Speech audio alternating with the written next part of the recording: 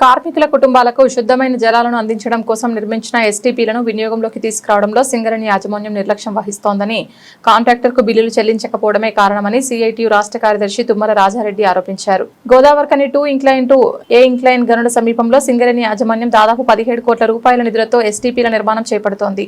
ఈ ఎస్టీపీల నిర్మాణం పూర్తయితే పట్టణంలోని డ్రైనేజ్ వాటర్ను ఎస్టీపీల ద్వారా శుద్ధి చేసిన వాటర్ను గోదావరి నదిలోకి వదలడం జరుగుతోంది. దాంతో సింగరేణి కార్మిక కుటుంబాలకు శుద్ధమైన నీటిని తాగే అవకాశం ఉంది.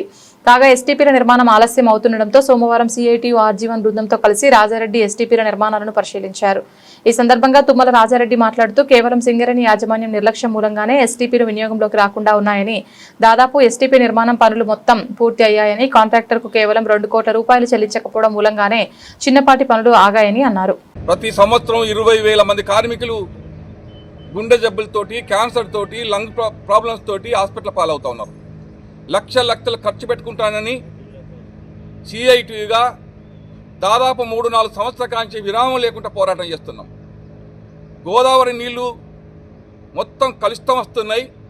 గోదావరి ప్రాంతంలో డ్రైనేజీ వాటర్ అంతా కూడా గోదావరిలో కలిసి మళ్ళీ అవే మంచిలాగా వస్తున్నాయని చెప్పి పోరాటం చేస్తే, గతంలో ఉన్న చైర్మన్ గారు ఇక్కడ గ్రావిటీ ఫిల్టర్ బెడ్ ఒకటి కట్టాలని, అట్లాగే గోదావరి నుంచి మొత్తం వెలువడే మురుకు నీళ్ళన్నీ కూడా శుద్ధి చేయాలని చెప్పి నిర్ణయం చేసి దాదాపు 40 కోట్ల రూపాయలు శాంక్షన్ చేశాం.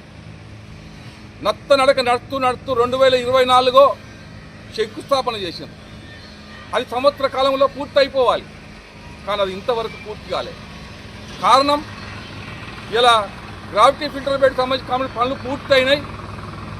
ఎండాకాలంలో కార్మికులకు మళ్ళీ కూడా మురుకు నీళ్ళు వస్తాయి.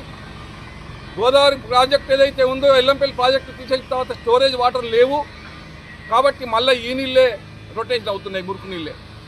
కాబట్టి వెంటనే మార్చి వరకన్నా కంప్లీట్ చేయాలని చెప్పి నిర్ణయం చేసుకొని అన్ని నిధులు రిలీజ్ చేస్తే కంపెనీ దగ్గర 2025 బడ్జెట్లో డబ్బులు లేవట.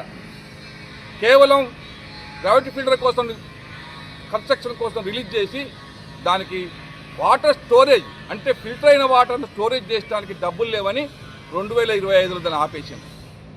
అట్లాగే ఎస్టీపీ సంబంధించి కూడా అంతే, పూర్తి వర్క్ కంప్లీట్ అయిపోయింది. కాంట్రాక్టర్కు బిల్లులు ఇవ్వక ఆ పని అక్కడ ఆగిపోయింది. వీళ్ళందరూ హాస్పిటల్ పాలవటానికి కోసం చూస్తున్నారా? యాజమాన్యం అడుగుతున్నాం. కార్మికుల ఆరోగ్యం మీకు పట్టలేదా? కార్మికులకు మంచినీళ్ళు రానప్పుడు, మంచి వాతావరణం లేనప్పుడు కార్మికుల ఆరోగ్యం ఎట్లా బాగుపడుతుంది?